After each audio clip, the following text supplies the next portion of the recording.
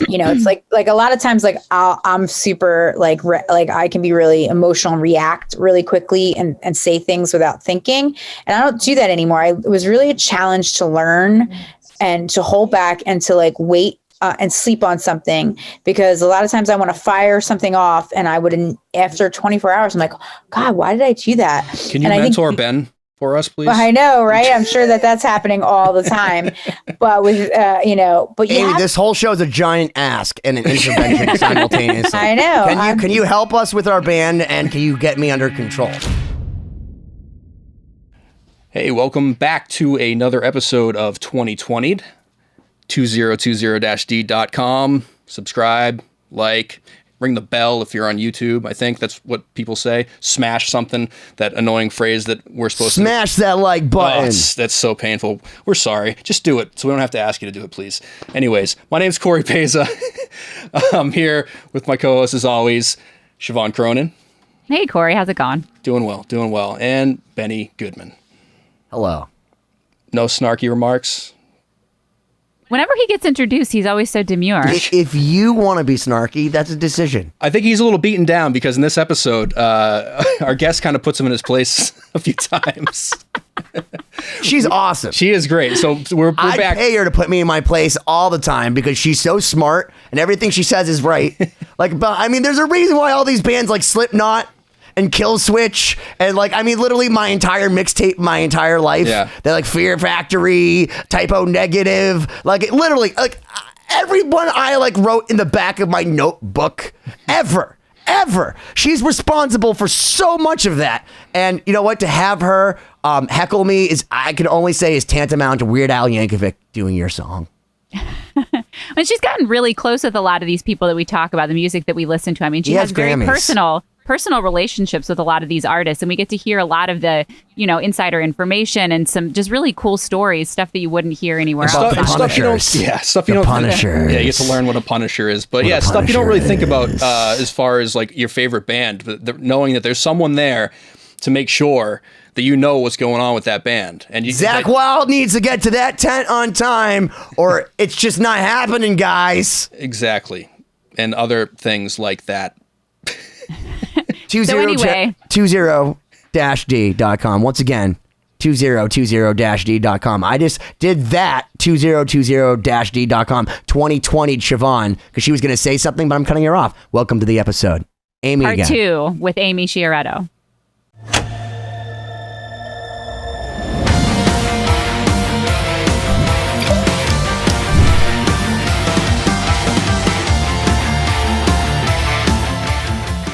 Ladies and gentlemen, welcome back to another episode of 2020'd. And if you like what you hear or haven't listened yet, please check it out. And don't forget to subscribe, like, follow. We're on all the platforms. Go to wherever you like to listen to your favorite podcasts and go ahead and hit that subscribe button, because once again, we have another amazing episode.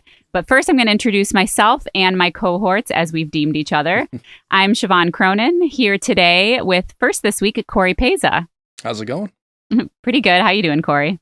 Hanging in there. Yeah. Doing our best. We're in the midst of wrapping up an album, so we're all kind of on another planet right now. And also with us today, Benny Goodman. We can't hear that.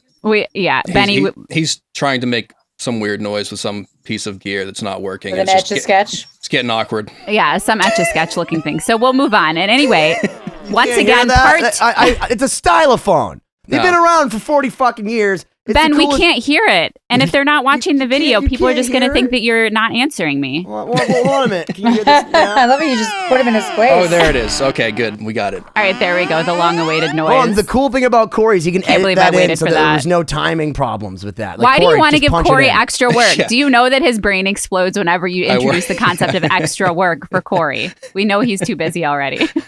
Anyway, without further ado, back for part 2, the incredible Amy Sciarretto back with us. So interesting, so cool. We got some amazing stories in part 1. So if you haven't listened, please go back and check it out. Follow her on all of her platforms. She's done some amazing work with some incredible artists. Queen of Metal, as she's been deemed, PR maven. She loves that term. Not she by loves herself. that term. I hate it. It's I prefer Corey Taylor Wrangler. That's fine. Yeah. That has been a true. That's a true. And Joey Jordison stunt double. That's a fact as well. Obviously, many hats to be worn in your life. How's your double bass, Amy? Many masks. Terrible. It's okay. Can't be perfect, right? It's very single. So we learned a ton about, your background and how you got into this industry in the last episode. And I was hoping maybe in this episode you can, using your years of experience and your knowledge of the industry, maybe you can give us some insight. What makes, a band like stand out in terms of the PR side of things, and what do you look for when you're, what's your dream band to represent, and what kind of attributes do they have?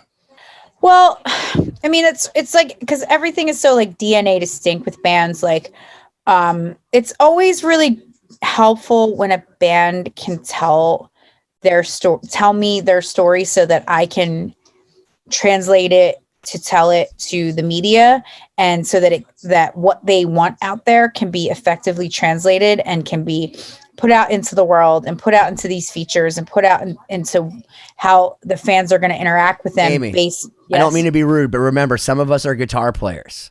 So are you saying that if I'm in a band and I want to get a PR person to help me out, I needed to come up with what they call an elevator pitch?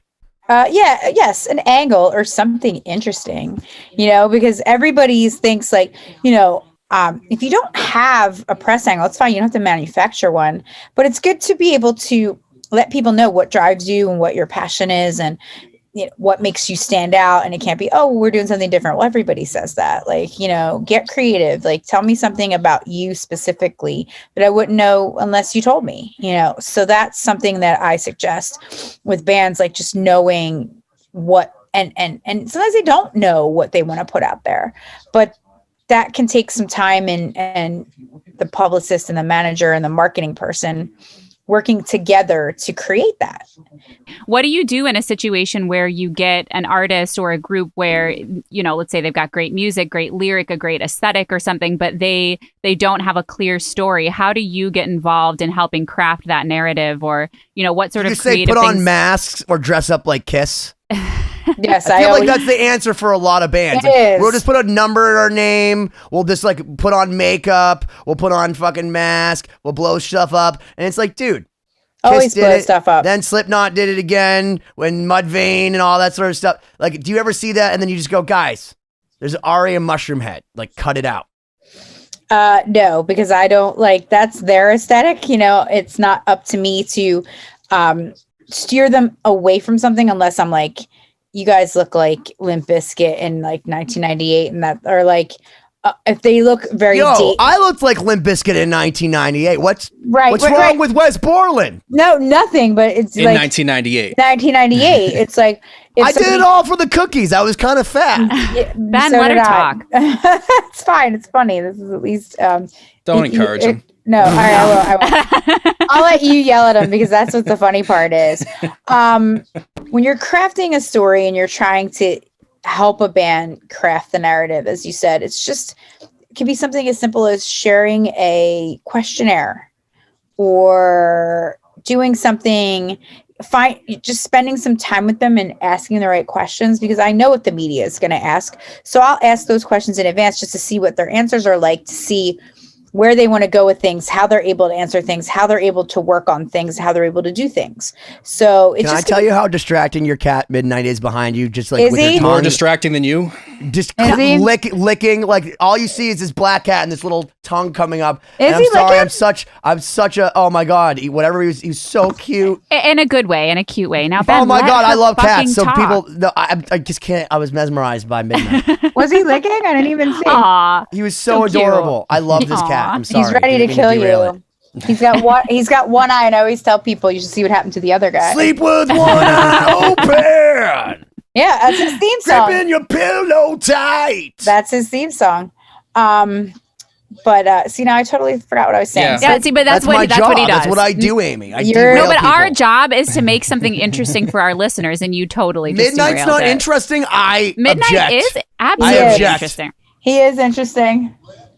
Well, so how about this? So maybe if you can think of an example of a band or an artist that you started working with where they didn't have something in place, like could you maybe tell the listeners like how you got involved or what sort of creative things you did to help craft that story? That's you were kind of getting down that path a little bit. Yeah, it's basically just by sometimes doing a questionnaire or just having conversations with them to find out what they're about. Like years and years and years ago, I worked with a band that they were kind of like typo negative. A lot of the songs were about just, relationships that didn't work out. And it was very gloomy and gothy and dark. And that's not new.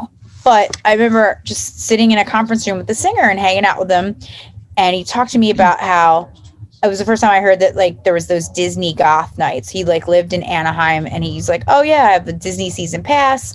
And we go to the park and it's like they have the goth nights. I never knew anything about that. It's like where all the people, the goth kids who like Disney come out. And then just talking to him, he told me that his birthday was like February 15th. I'm like, oh wow, it's the day after Valentine's Day. And your music is all about like the antithesis of Valentine's Day. So let's like play that up somehow. And I just remember like him mentioning that in like a couple interviews and an interview and it just, or even mentioning it in a pitch and saying, oh, isn't it interesting that he was, born on the day after Valentine's Day and the music is so about, the opposite of celebrating love.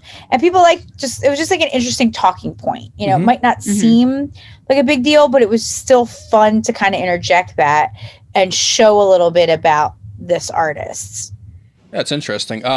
How much input in general do you have in a brand of a band or like a look and an image? Because I just want to just to preface this, I saw a Facebook ad for a band, just scrolling through, and it was a music video, and it looked like this heavy ass like chick metal band, and then I hit unmute, and it was the poppiest. It was like straight up bubblegum pop, and it wasn't ironic, it wasn't a joke, and I wonder like if anyone around them would be like, guys, the like crazy black makeup and like you look like a Norwegian death metal band. Like, so if a band comes to you with a story that doesn't match, was do that you have Ghost?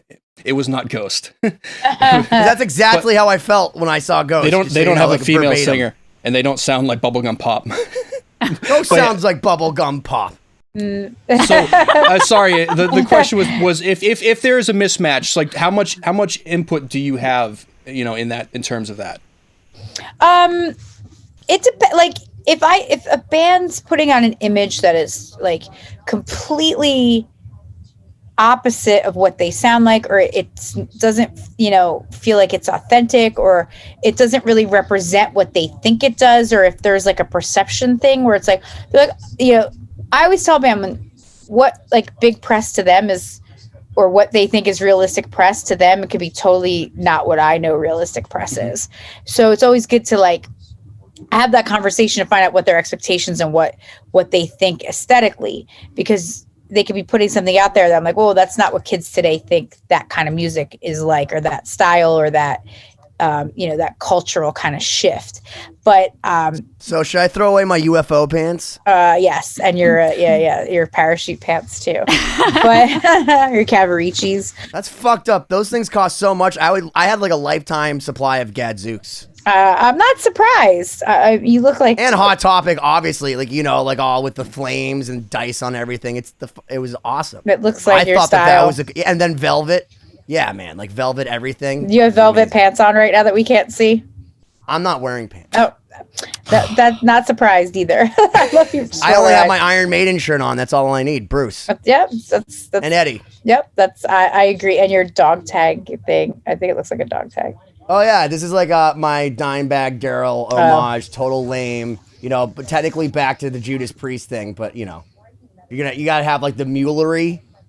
So when you show up, like you see all the guys, because this when you go backstage, especially at like the rock concerts, like not as much as metal, but maybe it's becoming metal now, and I'm just not into it. They all wearing John Varvatos, and they all peacock backstage, and whoever has the longer scarf. Like who shows up, you know what I mean, with like the nicer stuff, and thing. I think that's generally the old school rock stars. And then all the jewelry, the mulery. Because, like we were talking to Paul Geary, who manages Joe Perry. He's like, he wakes up with all the rings on and all that sort of stuff. But it's kind of like a way of letting people know that this is the real deal. Like, I sleep in this shit. You know what I mean? So it's not an act. It's not an act. I'm not wearing pants, but always maiden. Right. Okay. I'd like to see you at a Slipknot show not wearing pants. I'm always backstage, man. I know. Fuck being out in Gen Pop. I feel you. I'm the same way. Only I'm working. Yeah. I didn't even know what that meant until STARSET girl over here told me. I'm sorry. That's why we're heckling her. You have a special talent for redirecting interesting conversation into uninteresting conversation. Don't you know that's my job? You have to be like the Carl Reiner to my Mel Brooks. You got to reel it back in and make my stupidity seem like it's that funny. was a burn right there. I'm mostly kidding. That's part of and the by shtick. the way, I was Mostly. waiting. I saw you earlier. Yeah, like mostly they come out at night. Mostly, I saw fucks coming out of you earlier because I knew I was. But you were talking over them, so you didn't even get to hear it. I've waited 10 episodes of being polite for you to get angry enough to swear at me. I'm just kidding. He tries to push my buttons. So anyway, I digress. Oh my God, I want to see that happen, and then I want to see you go off on him and start spewing the F word. She does, and it's so good. It's happened. It'll probably happen in this episode. Usually we get like 10 minutes. That way. Yeah. Oh my God! All right, what can I do to help and facilitate that? Everyone will live vicariously through Siobhan's anger. Oh my gosh! I'm into Should we make that our elevator pitch? Hold on. So, Amy, maybe you can help us. We're in a band called Lost Symphony. We do this symphonic metal thing. Could you tell us how to make this the completely unmarketable band marketable? Because let me tell you how unmarketable this is. It's we have no vocals. We play like Trans-Siberian Orchestra, but there is no Jesus. There's no Jesus involved. So there's all your crowd.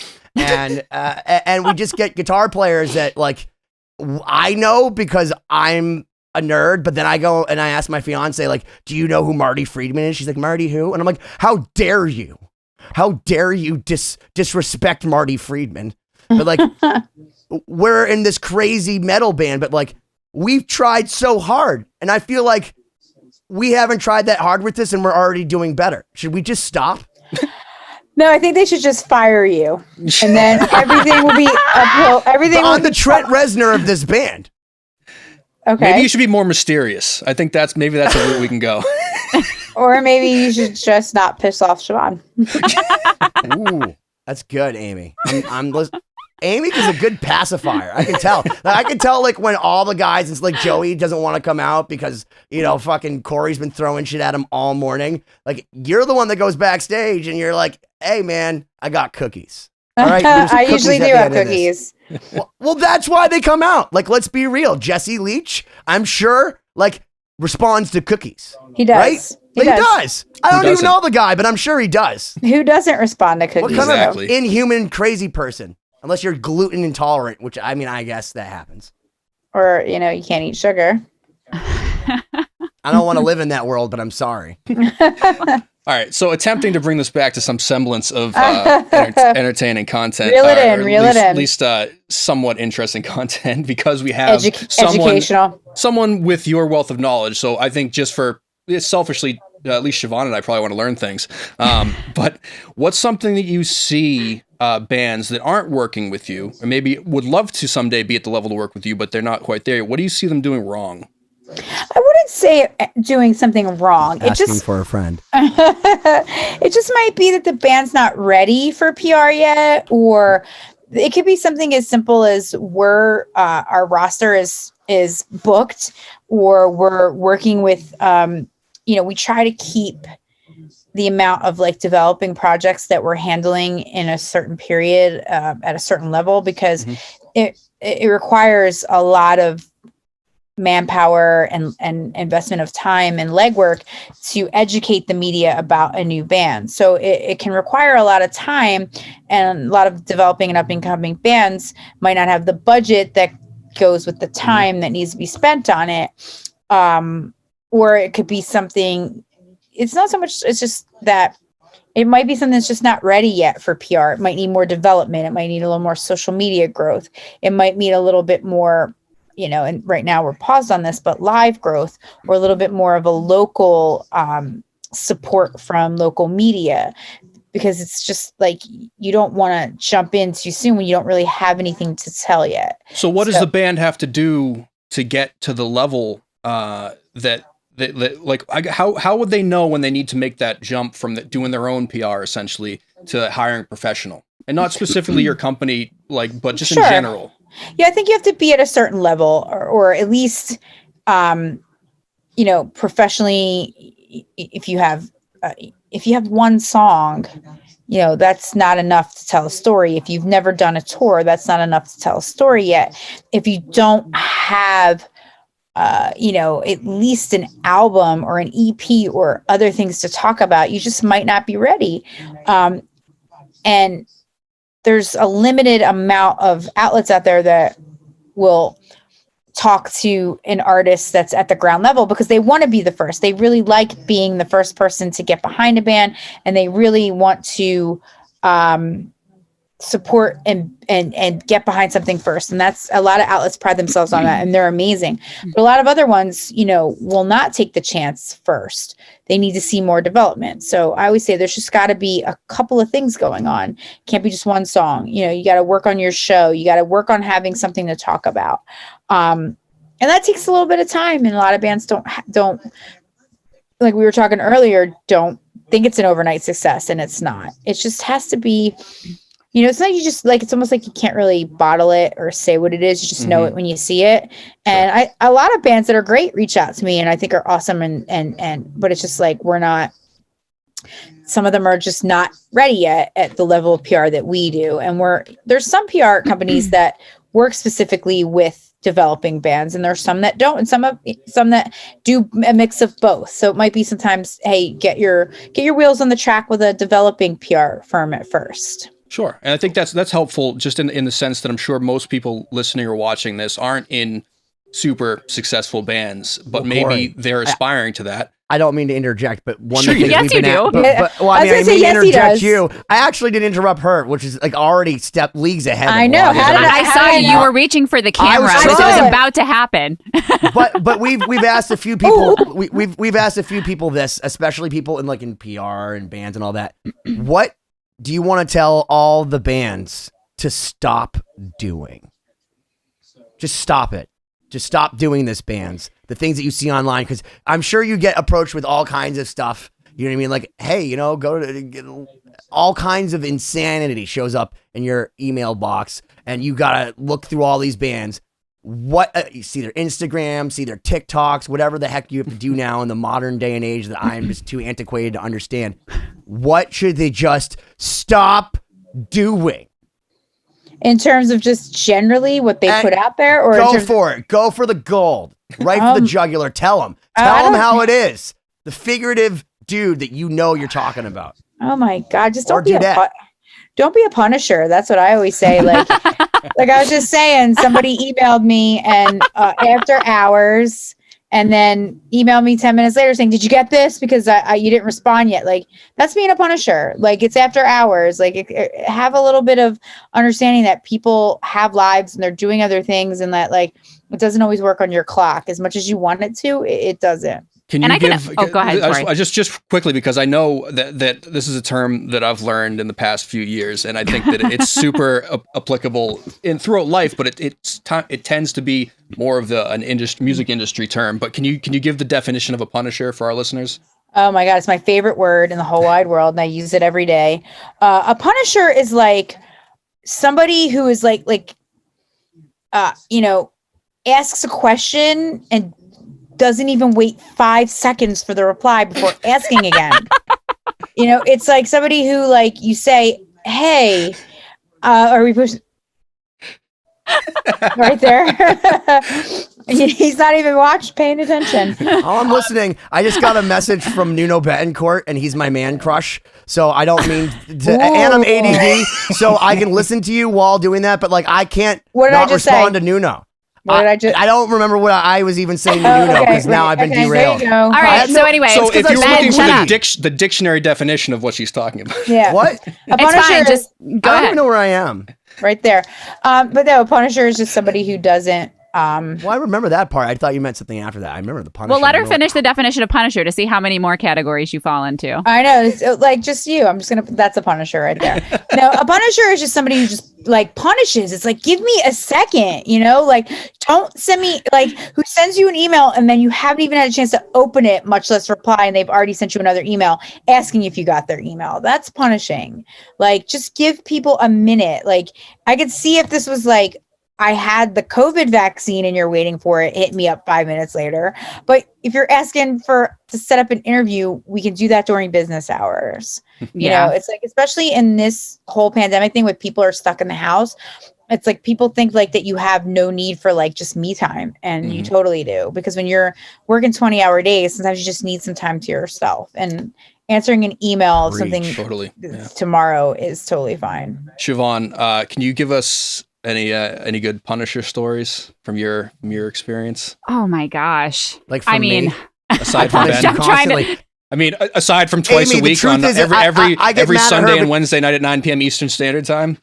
Well, I and all the hours in between of like, hey, is this in the calendar? Did you answer that email? I'm like, well, that's the problem is you don't read my mind, and the thing is that you're just better. That sounds than like a good thing. No, well. The fact is, okay, I'll give you the example. So we did a cover of Skid Row, where we did 18 in Life, and we went right into Youth Gone Wild for this metal injection thing.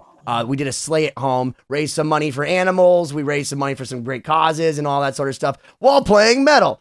And I wanted to do 18 in Life, and of course, Siobhán didn't know the song. So I was like, yeah, we'll do the beginning part of it. And like, I expected she'd go through like the first verse and the chorus. And that just makes sense because you have to you can't do 18 in Life and not do the chorus. People are going to be pissed.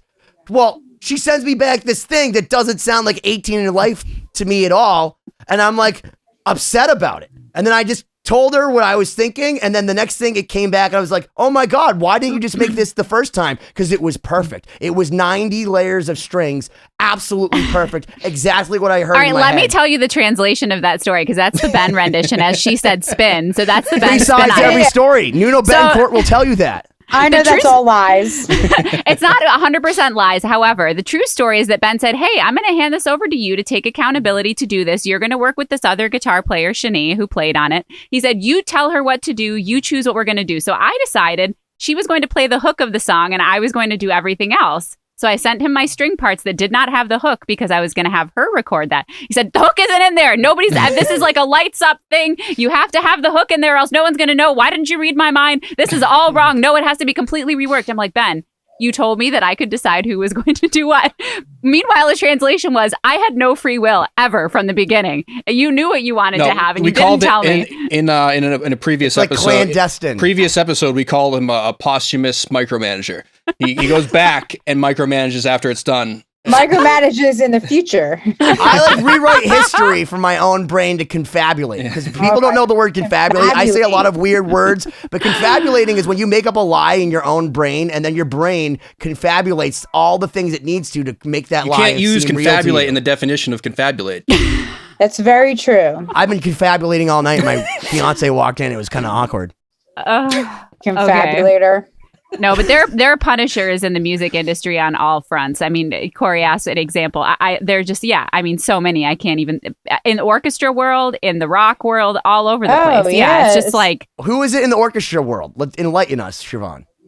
Oh, I don't know. Conductors, personnel managers, other violinists, your stand partner.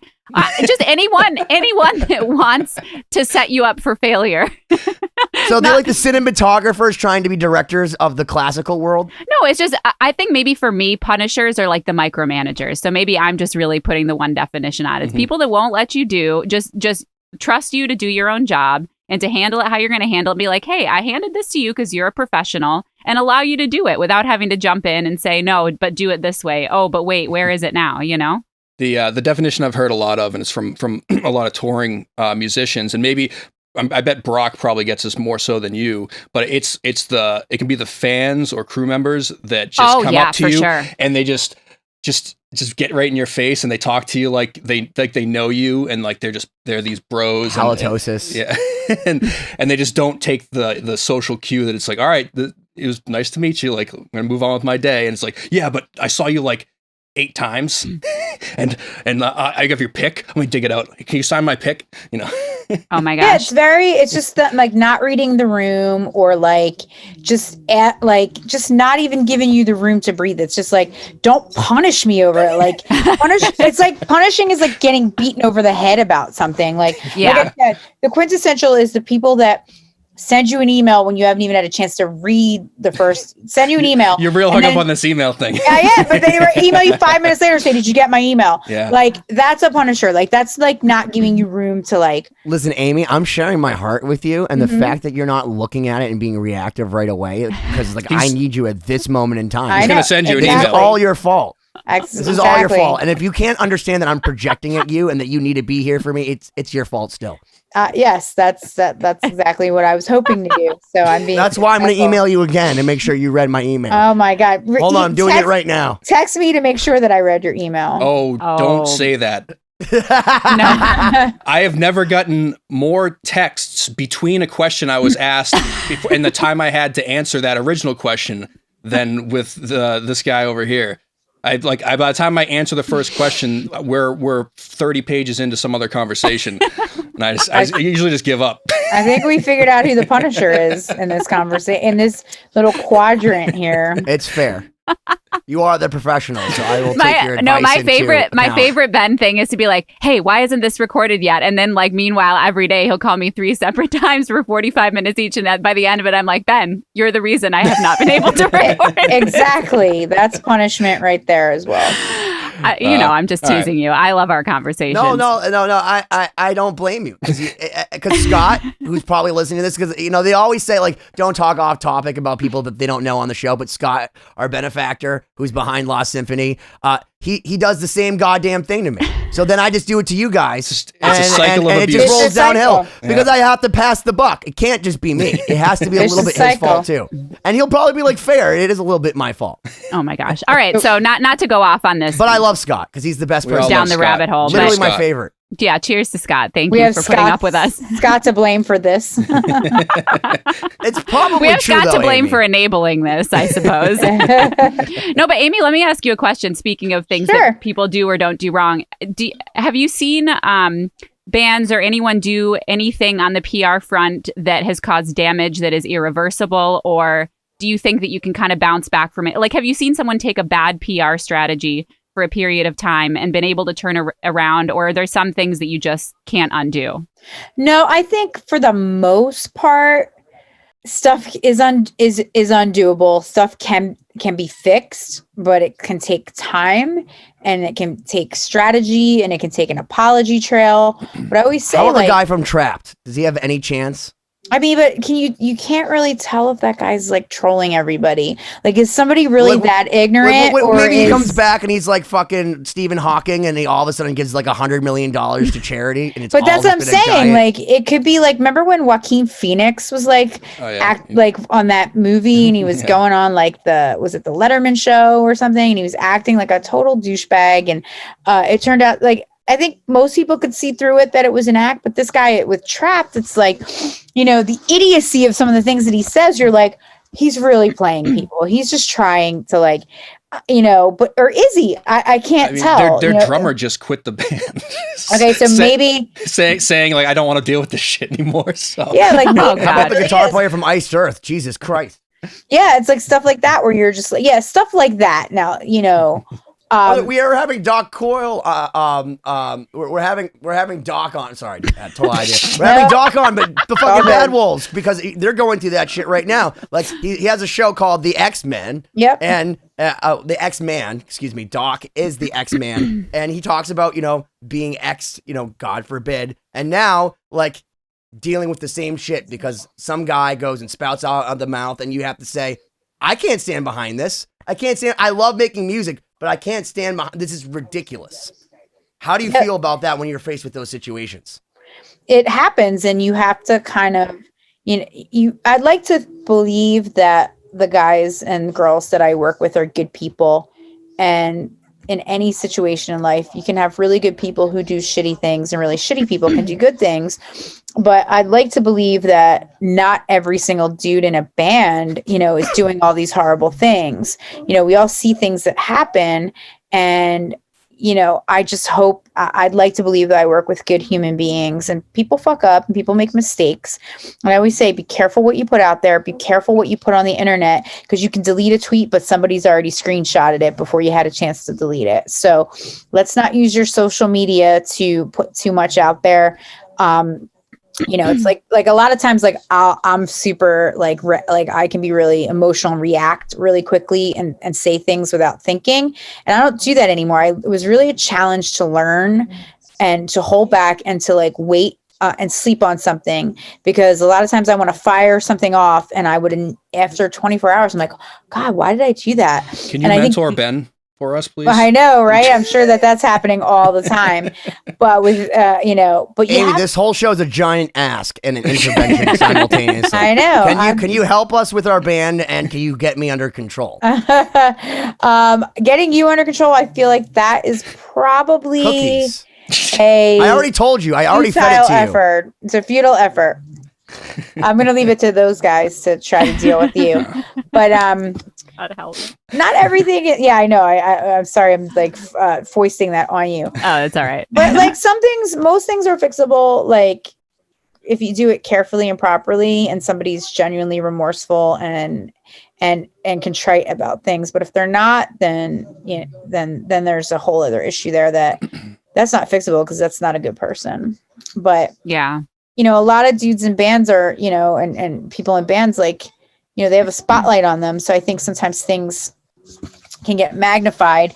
It's my job to, help them navigate when fuck ups happen. And so it's not easy. What point do you say, this is just a fuck up, or maybe there's someone like, because like I'm reading this shit about Marilyn Manson, and like I know he's a fucking weird guy, and I've met him a few times, and he seems like an all right dude and smart and whatever, but like, now you're hearing all this crazy shit. At what point do you say, like, okay, I need to distance myself from this person because maybe they are a fucking weirdo or a creep? I feel like that's just, that depends on the person who's working with them. I've had artists that I work with have accusations made against them. And if it's somebody that I know well, and I know they're a good person, maybe they fucked up. Maybe they made a mistake. Maybe they did something creepy, but not criminal. There's a line there, and I always say, like, dudes in bands, one of the perks is your fans, female fans, they're enamored by you. They love the creativity, and there's that, it's just the psychology of being a rock star or whatever. And that shouldn't give anybody any kind of license to take advantage of people. And a lot of times, like, I feel like you can look back and say, oh my God, what was I thinking back then? And it just, if something criminal happens, that's when you can't, if you know it, or you've seen it, or there's proof of it, that's when I would feel like you can't back somebody that did something criminally and morally wrong. But there are things, if maybe somebody fucked up and they had a girlfriend, or maybe somebody was, impressionable, or, maybe a little, not 18 yet. Okay. If you were talking and if it escalated to something, then it's problematic. But you just have to look at and just try to hope that the people that you are working with are really good people. But like I said, the difference to me is like when it crosses the line from creepy into criminal, that's when I'm like, really like, okay. Because people do, it's not my job to judge what they do, and there's really hard to prove it a lot of times. So it's really a very, very slippery slope and a fine line. I choose to, I'd like to believe that most of the people I work with are really good people. Yeah. Well, let's say maybe not to change gears from that, but let's say if you haven't even done anything wrong or potentially wrong, people now, especially with social media, like you said, have so much more control over their own visibility, right? So like, for example, we're in Lost Symphony and we can use Instagram, Facebook to share a lot. On the flip side, I'm in STARSET, and the social media presence is very mysterious. It's there, but it's not showcasing the band members. It's like all a very curated crafted What she's saying is image. Justin's going to be really angry if we utilize the fact that she's a superstar. No. But I'm saying there's obviously a strategy there, and that strategy can differ greatly between different types of bands. So how do you know, what is the best approach to use with, say, social media, or how you can control your own visibility? Like, what advice would you give to people? Is it better to throw your stuff out there and be as visible as possible? Is it better to have a really crafted, curated message? Like, is there one answer, or is it depend? I think it depends on the band. A band like STARSET has a very specific narrative, and there's a separation and a fourth wall there that they don't want to break, which makes sense. It's what they do. And there's also a little bit of a veil of mystery there, which can be lifted if the opportunity makes sense. Monty Connor, who I worked with for many years at Roadrunner, he signed all the bands like Slipknot, Typo Negative, Sepultura, Trivium, Fear Factory. He used to say to me, like, now, No big deal. Yeah. He's just signed a couple of little metal bands.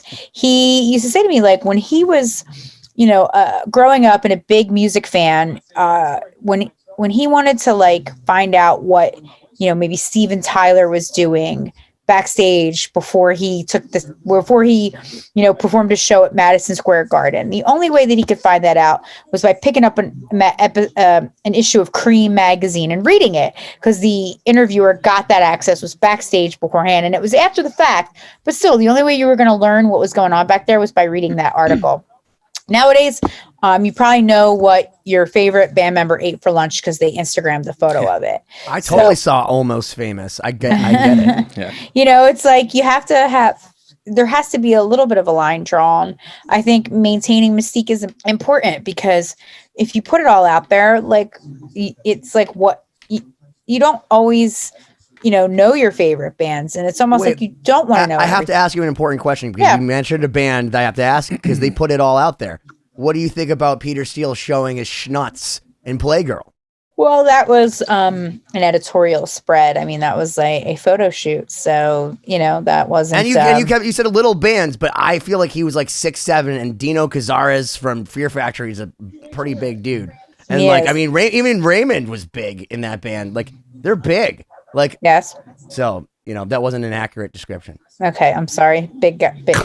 And Peter Steele did let it all. He put it all out there. He did. And they're typo. They're the most is that metal underground. What?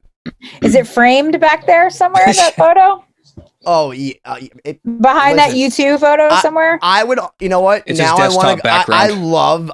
First off, I collect rock memorabilia because I'm a total nerd and been collecting it all my life. But I would now want to go online and Google if there's like a signed Peter Steele Playgirl. And I would totally mat that and put it in like a 11x17 on my wall. I'm sure you would. Why not? Good luck finding space. That's metal, making everyone look at Peter Steele's dick. That's wicked metal. It is pretty It's wicked metal. Wicked metal. As you're listening, I put on My Girlfriend's Girlfriend just on repeat. Oh all right. So kind of going back to a band like STARSET that has that very deep story and like deep narrative compared to like There's a book. Compared to like this I can't think of it one off the top of my head, but bands that are more like we're the party band, like a very almost superficial image. Is there any benefits or attributes about either one of those that you prefer? That are a simpler narrative versus a deeper one? Well, no, like, it's just you have to treat them very differently. Like, the simple narrative is sometimes it's that's good enough, or sometimes you have to like Andrew WK. Mm-hmm. It's just there to party. No. Yeah, but all the time. I thought that was Kiss's thing, though. Wasn't that Kiss I want to party? Ben, stop. Ben, Amy, please irrelevant. Continue. No. I'm ready for the F word to start getting dropped. No, it's like something like that's simple. You might have to still. Oh my God! Look at. I feel like I'm getting poked. For something that's simple. Now I think he's resorting to sign language. With something that's really simple, that can be effective because it's introductory. But you can also dig a little deeper and find out what makes this band special, and have the media pull out what makes it special. But when it's something like that's a really complicated or involved or specific narrative, that can be harder but rewarding because you have to make sure you're going to all the right places. It's not like you can, just fire stuff off. So what is special about STARSET? Well, I think that their whole, that there's a lot of different elements to it. It's, like when you go to see them live, when you have the characters on the screen, the fans are really invested. There's a lot of specific promo that involves the fans when they had the toolkits and the 3D printing of the logo. That's all stuff that's like that's separate from the music itself. And, it's the intersection of, science and music, but how? And that's what the story that we try to get people interested in, and it usually works because it's just different. It's like, okay, let me get to know this guy. Like, let me let you know what is making this tick. And then sometimes So would you say that Dustin is like the intersection between genius and savant? I don't know. Because he started like a cult. Because when I went to the show, remember how they used to have the behind the music on Ozzy, and the guy would be like, shoot. I went to the concert and they all had the devil horns up. I really feel that way about when I went to go see STARSET. I was like, oh my God, these people are like totally mesmerized. Like if they're like, follow us off the hill, lemmings, they would all literally follow all of them off, and then Dustin would just go, I can fly in my jetpack. But a lot of that is, I think, because of the mystery and the fact that no one is fully accessible, so but it's amazing to me. I mean that as a compliment. I'm really not even insulting them. I know. It's amazing to me. I could not believe how much people were emotionally invested. Other than seeing Iron Maiden, Metallica, like I've never seen so many shirts from the same band at the show, and people so intent. I had my phone up and I wasn't looking at it, and someone actually got mad at me for not witnessing STARSET. And I'm like, I know these people. He's like, I know these people. And they were so serious. It's amazing. I could not believe what you guys have crafted market-wise. So it was very interesting to hear her say that. But like, I was amazed. I had no idea. It's basically like what it's that people want to get to know and they can't. So that makes you want it more. So, and then I'm curious. So when did you start working with STARSET? Was it like had they already established the story? Yeah, yes. So when they came to you, what was that meeting like? Was it, and obviously you don't have to give away anything super specific, but of course. Like how was that helmets? Conversation, and how did they communicate to you of how they want to be perceived?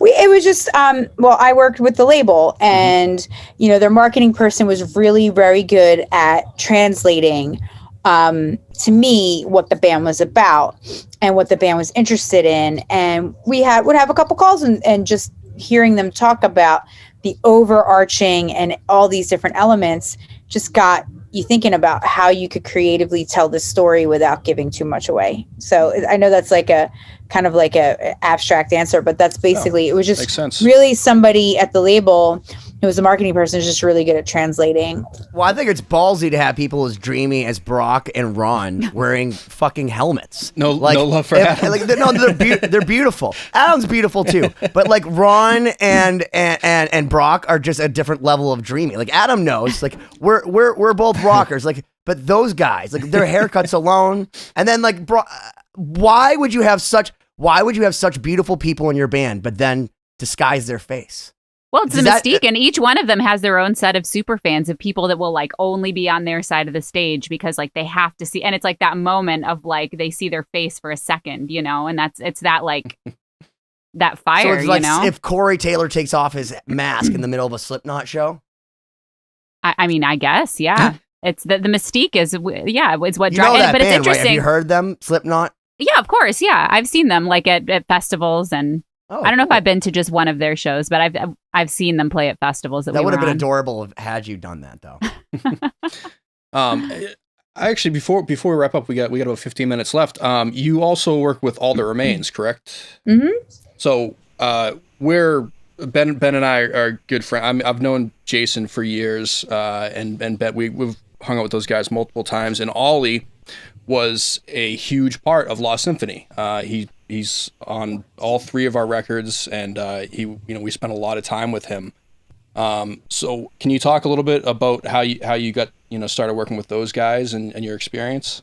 Yeah, that was another one when I started working with Fearless. It made sense because I've known Phil for a long time. I've known the band for a long time. And it just made sense because it's the kind of, a lot of like the bands that I work with and bands that tour with All That Remains. So I've just, like I said, I've known them forever, and it was just a right fit. Phil is an interesting guy. He's got a lot of opinions, and people kind of misunderstand him quite a bit. And I knew it would be like a challenge just to get people to kind of turn it around a little bit on him.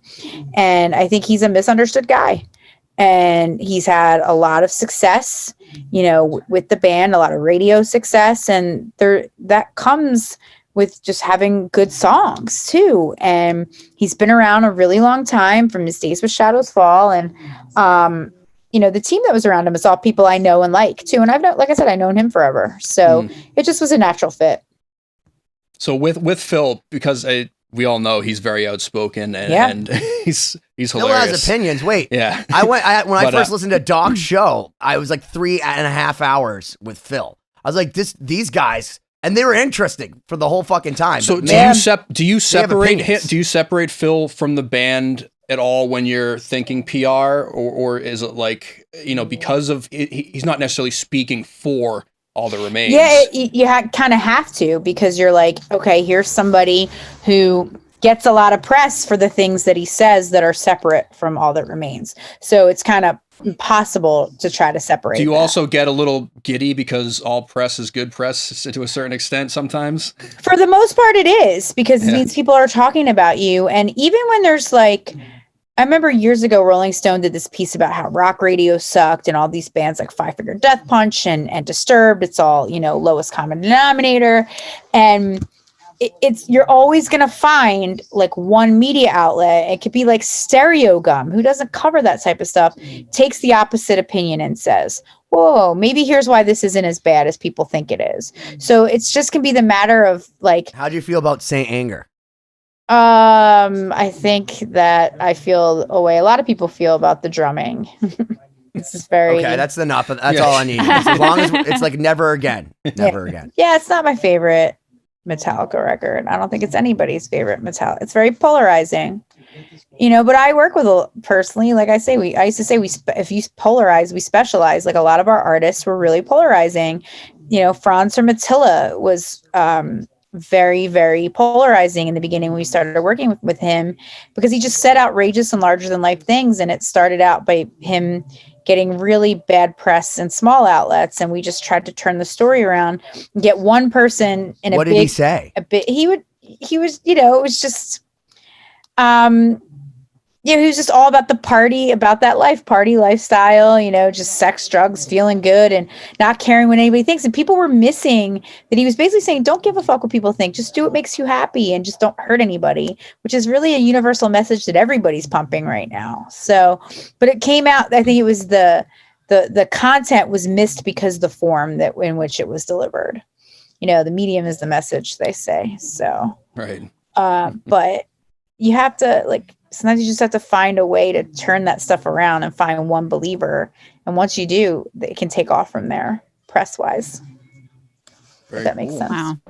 Turn around every now and then. Turn around. So, with your company now, what's next for you? Are you just maintaining with the roster you have? Do you have any plans for 5-year plan, 10-year plans? Oh yeah, of course. I mean, we just started working with our first rapper, rapper named Hobson, who's really awesome. So we're we are always expanding and always trying to keep the company growing and taking on new genres and new artists so that we can have more publicists come in and work with us and just keep growing. I mean, I don't want to just stick to one thing.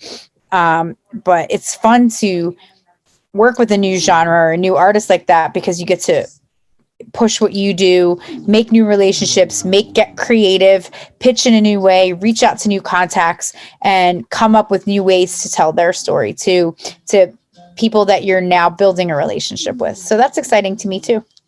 And how do new artists, do they find you or do you find them? Like, how does that relationship start? 90% of it, I will be honest, is people coming to us. based through our relationships. She's the queen of metal, man. Like, that's all I need. I got to going down all the list. If you want to be the one to tell them to shut the fuck up, we'll let you do that. PR company, and then they're like, the queen of metal. I'm like, do you guys want me to do your dirty work and just tell them to shut the fuck up? Yes, thank you. You should. I know that my sponsor Turn it down. Turn it down. Inside voice. Oh, relief. How do you spell relief? Turning off his microphone. Oh my God, but he can still sign language us. We can't escape. Watch, I'll get a text. I'll get an email. I spelled relief. Oh my God. Oh, at least you're comic relief, right? Yeah, that's true. It's usually fun. Usually. Just not today. Not most times. Oh my gosh. Well, so what has this year been like for you, in the age of not playing live shows and stuff? Has the PR world generally just kept going per usual, or have there been any changes? Yeah, because bands are producing content. It needs to get out there, Yeah, and when it comes back, touring comes back, it'll be crazy, and I look forward to it. But we've just had to pivot like everybody else. Yeah, absolutely. Like this podcast. Subscribe, 2020-d.com. And thank you, Sound Talent Media, for hosting us, because you guys are awesome. Oh, I love those guys. 2020-d.com. Look at you. SoundTalentMedia.com. Press that thing. Consummate promoter. Snap. Well, let me ask one more question before we run out of time. So speaking of the fact that we're all in Lost Symphony, and we didn't get too much into it, but we're instrumental symphonic metal. So a question for you, I guess, from us is, if you don't have vocals or lyrics, what would be a good way to craft a story that you can get out to people when your music is primarily instrumental? That's a challenging one for sure. But I think one thing I would say is look at other bands that have had a similar style, that have this kind of music without vocals and lyrics, and what stories have been written about them. And you look at that and see what if your guitar players are better than everyone else's guitar players? Because all those metal bands, they always say that all the time, right? Don't they always go? But it's not always about that, It's like. But what if it is this case? But better doesn't necessarily mean that more people will listen or that they'll care. That's very true.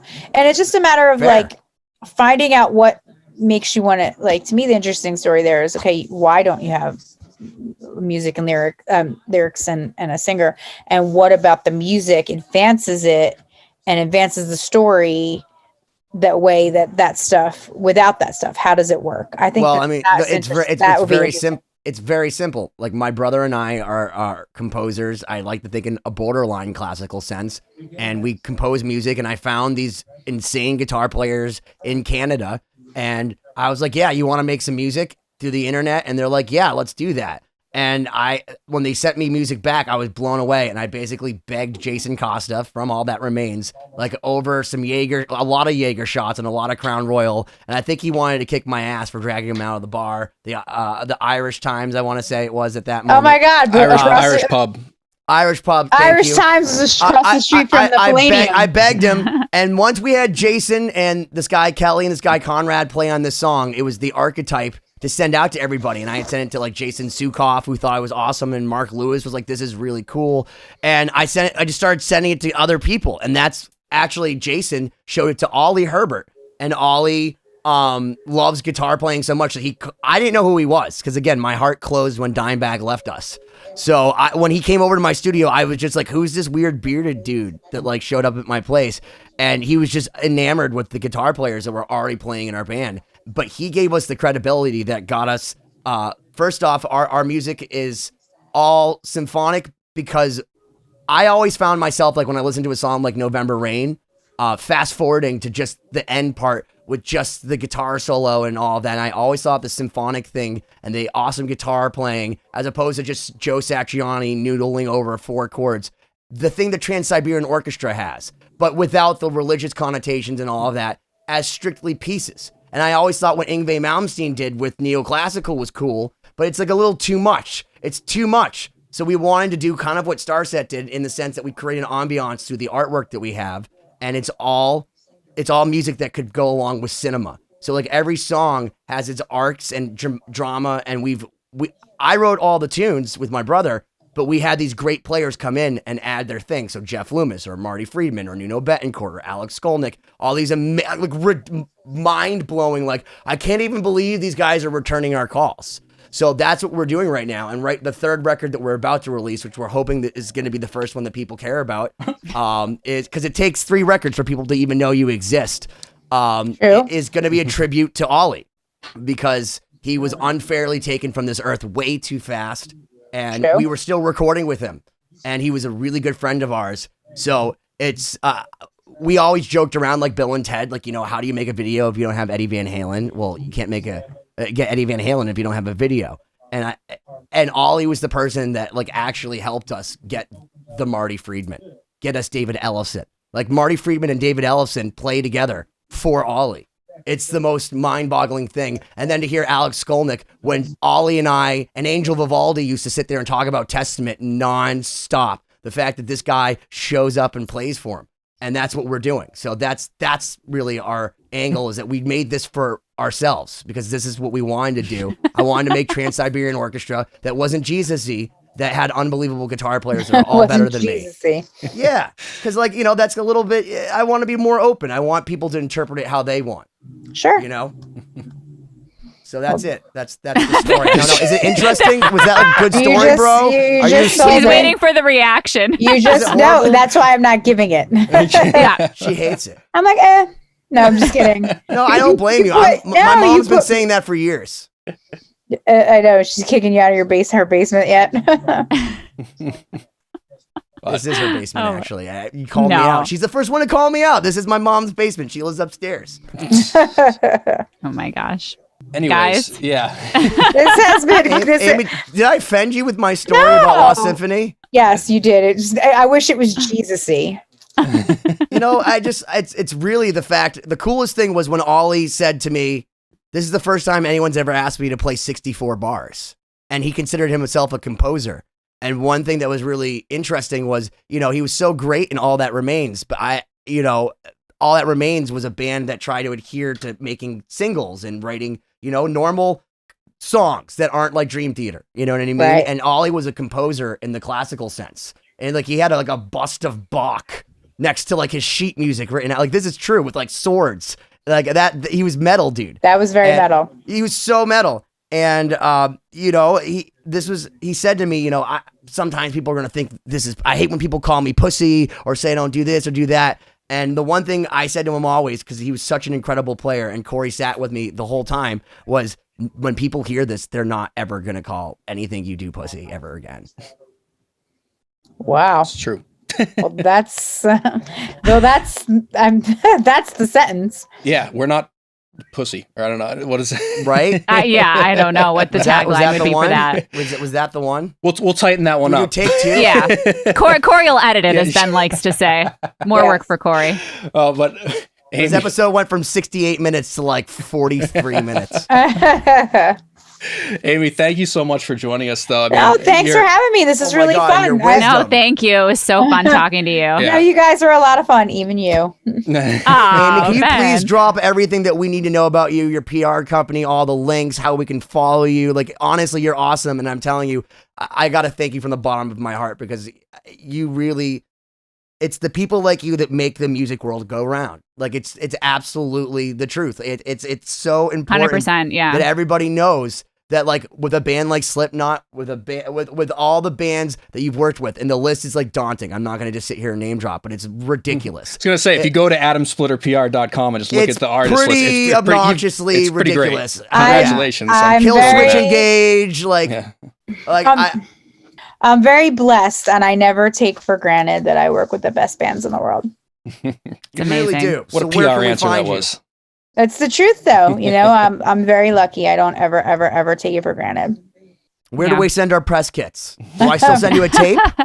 Do you prefer DATs? Yeah, you can send a VHS. That's fine. Okay, cool. I just want to say thank you so much, and we really appreciate it. And will you come back and like school us more and let me banter at you? I would love to. What did you call me? The Punisher? That's my new name, you right? Yes. You were too busy texting your man crush while she was telling you what you are. Nuno stops all, man. Look, I literally, if I'm getting it on and then it starts vibrating, I sometimes wonder, is it him? Is he responding to something? Thank God Cindy's not downstairs. If I'm going to come back on the show, your phone has to be off. I can't be Deal. I can't be ignored for news. I'll give you 15 extra minutes. Okay, Corey. All right, Amy, thank you so much. It was a Thank pleasure you. talking to you. Thank you. 2020-d.com. Subscribe. Like and check out subscribe. Amy. Everything's against us on that So stage. Adam, the drummer always has kind of the best seat in the house as far as like seeing what's going on stage. Are there any other like moments that you caught that maybe no one else noticed or anything like that? Did Dustin shit his pants? He's ripped his pants plenty of times, and he invisibly poops them. It just smells, and you're like, you have a mask on, lift it up, and